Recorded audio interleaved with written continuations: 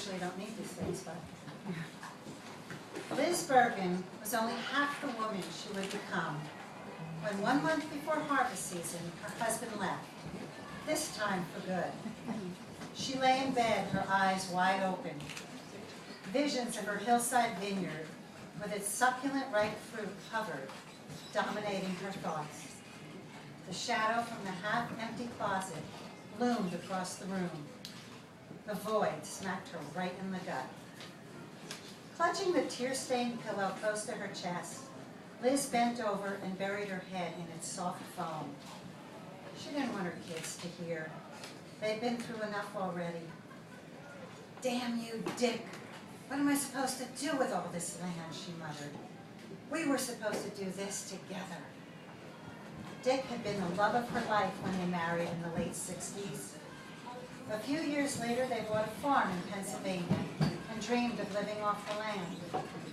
Now, Liz had rows upon rows of beautiful plump fruit, full to bursting, clinging to vines ready to be picked, and she desperately needed help to accomplish the task.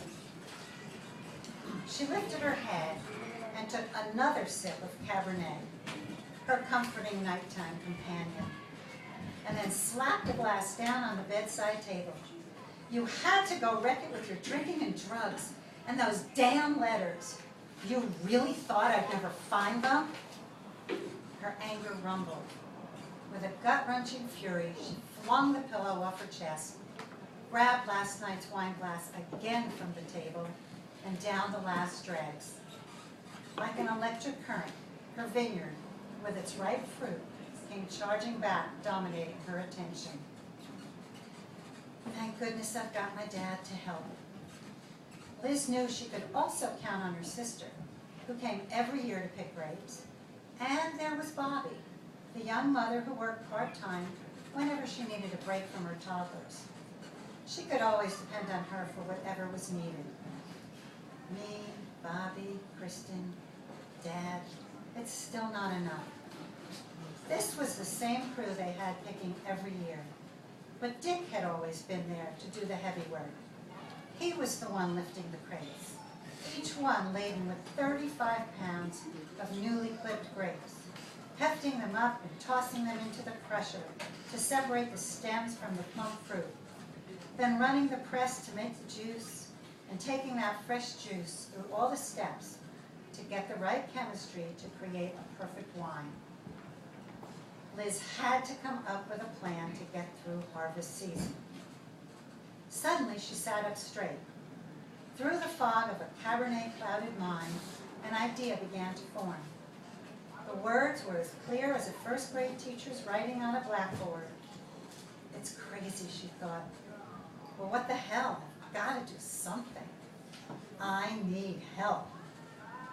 So before the pre-dawn gray light turned blonde, before her usual doubts crept in, she decided to act, threw off the covers and bolted out of bed.